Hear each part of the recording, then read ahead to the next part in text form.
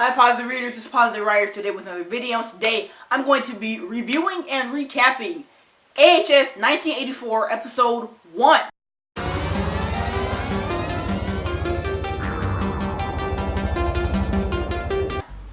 This episode is called Camp Redwood and it came out last Wednesday. It was the premiere episode of the season, the new season, season 9 of American Horror Story. And I am so excited to be talking about it with you guys today. I am very late on the AHS train. I just started watching it last year, early last year, but still last year. And I watched like the first season, which took me like months. And then all of a sudden my friends started watching the second season while we were like somewhere together. And I watched it a little bit with them. And then I did not watch it for like another 4 months. And then in the summertime, I binged the entire rest of season 2 and then the entire rest of the show. So I really loved it. I love the show so much. It's one of my favorites. My favorite season is Freak Show, it's my fave, and my favorite character of all of the characters is Elsa Mars, played by the beautiful and amazing Jessica Lange, which I miss very much. Anyway, this is the 9th season, and it is centered around the 80s, specifically 1984, and basically it's like a camp Friday the 13th slasher type of season, and I can tell it might become my favorite because I love that type of stuff. I love old horror movies, and I love definitely the camp slasher aesthetic. I love that. It's beautiful and it's vintage too. I am just through the moon. Like, I was so excited for this. And now it's out and now I can talk about it today. And I'm excited. So, today I'm just going to be recapping the episode for you guys. So if you haven't watched it, go watch it and then come back. Or if you just don't care, I want to talk about basically everything, like not every single part of the episode. But I'm going to be recapping it. Then I'm going to be telling you the star rating I give it, 5 out of 5 stars or whatever. And then favorite character or characters, favorite part of the episode, and then the overall feeling of the episode for me. So, without further ado, we're going to start talking about this episode and go for your seatbelts.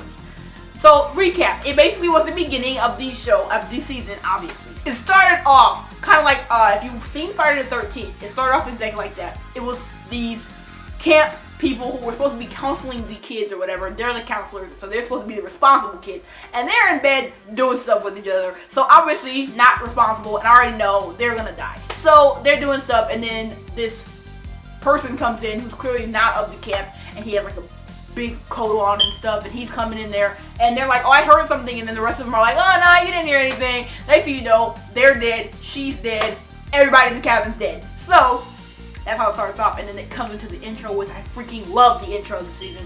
I think it's amazing. One of my favorite ones. My favorite one is probably Cult, because it was so cool. It had like the presidential pomp and circumstance playing along with the AHS doom, you know, so it was really lit. But that was definitely one of my favorites now. And after that, it introduced all the characters, the names next to the characters, when they were, you know, seen on screen or whatever, and I thought it was really cool.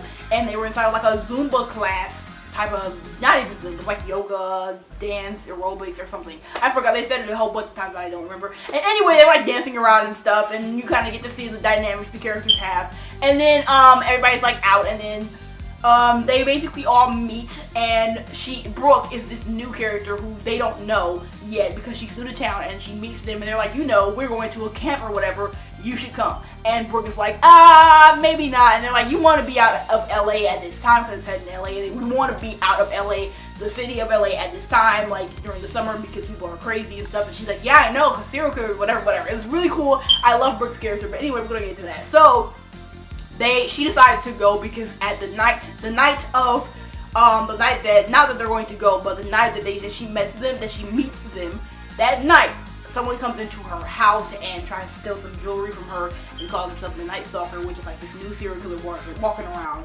tormenting people. And it's kind of stupid because she was just telling people how people attack other people in the summer more than in the winter because they leave their windows open, and I'm pretty sure her window's open or something. That's how we got in. But anyway, so we got in, and she actually gets away because she knocks him in the head with a frying pan. It was really cool. And then the next day, they're all driving to this Camp Redwood because she's like, I'm unsafe. This is not it. And so she tells them about it, and they're like, you know, they're not going to follow you. You're okay. You're okay. So they stop at this gas station, and this guy tells them, you're going to die. And they're like, probably not. But they're a little bit scared.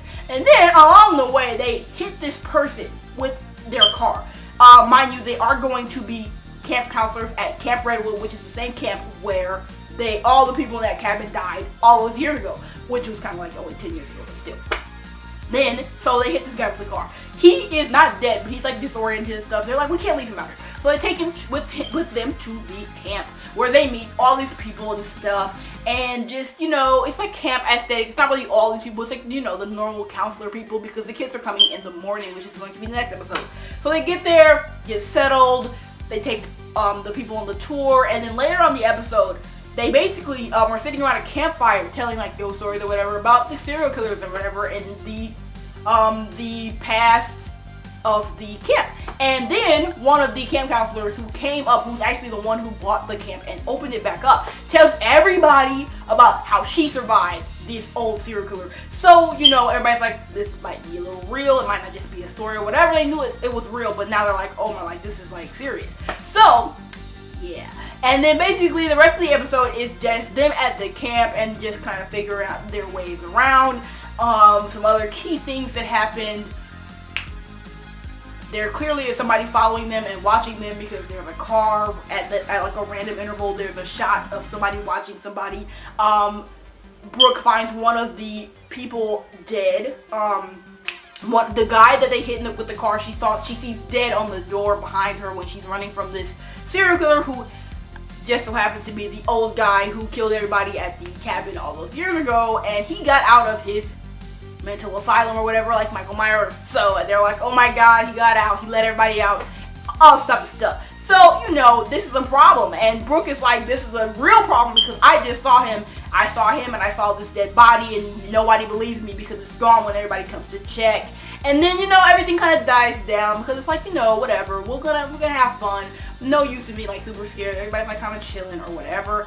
And then she gets a call from somebody gets a call on the payphone, and then she's like, can somebody come out here with me or whatever, but she doesn't tell any of the guys about it. She tells Montana about it, and then she's like, nah, it's fine, go back to sleep, whatever. So she's like, okay, and she just goes out there by herself, and then she answers the call. Somebody answers on the other line, and then all of a sudden the Night Stalker is behind her, and that's how it ends. Sorry if I missed any other key parts of the episode, but if you haven't seen it, that's like the gist of it. So it did end on a cliffhanger. So I am so excited for the next episode. I did not include any theories for the next episode in this, but if you would like me to, I will definitely add that in my next video.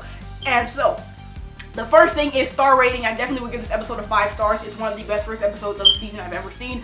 I really enjoyed myself. I loved it, basically every minute of it, and it was amazing. So definitely 5 stars for that. Favorite characters, I really love Ray's character and then Brooke's character. I think Brooke is amazing, specifically because it's nice to see Emma Roberts play a character that isn't like bitchy. I like her, she's really cute, and Brooke is like really nice and stuff, and I just love her, so she's great. And then Ray is cool, he's like just chill dude, he's just like, existing and stuff, he just smokes a lot of weed, and he's just chill. And he's cool, he's cool, he makes sure that, this other guy who I do not like, who definitely is not on this list, Chet, who's like this overgrown freaking athlete guy who's mad he's not at the Olympics. He's like an asshole to everybody, and he just puts him in his place and is like, stop being such a rat, But anyway, yeah, and Montana's a really cool character too. I think she's really nice and like wild and stuff, and she's cool. I like her, and I definitely I ship a little bit, which is dumb because like the further stuff. But anyway, kind of ship Ray and Brooke. They had like a scene, and then Montana and Brooke had a scene. So like a love triangle, maybe. Perhaps. But anyway, I'm getting ahead of myself. The next thing that we're going to talk about is my favorite part, and I think the favorite part, my favorite part would be the part where they ran the guy over on the street, because it reminded me of one of my favorite horror movies, probably from the 80s if I can remember correctly. I don't know when it came out, but I'm pretty sure it was from that time period or whatever. I know what you did last summer, and it's about these kids, these teenagers who were out doing teenage stuff, and they're coming back and they're fooling around just like they were in AHS 1984, like doing stuff like smoking weed in the front seat and stuff while the dude's driving, and then they hit somebody with the car. In the movie, they decide to not save the guy, and they decide to like take him and throw him in the river, but he does not die. In this, they decide to save him, so it was like different but also the same, and that's my favorite part because it reminded me of that movie. It just gave me the vibe.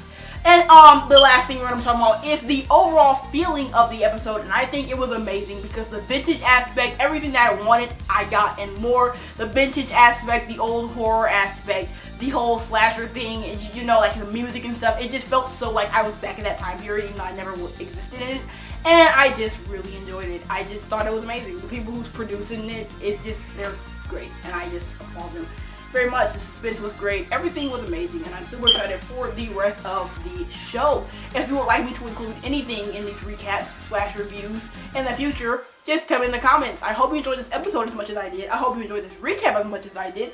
And I'll see you all later with another video. Who was your favorite character? What was your favorite part? Tell me in the comments.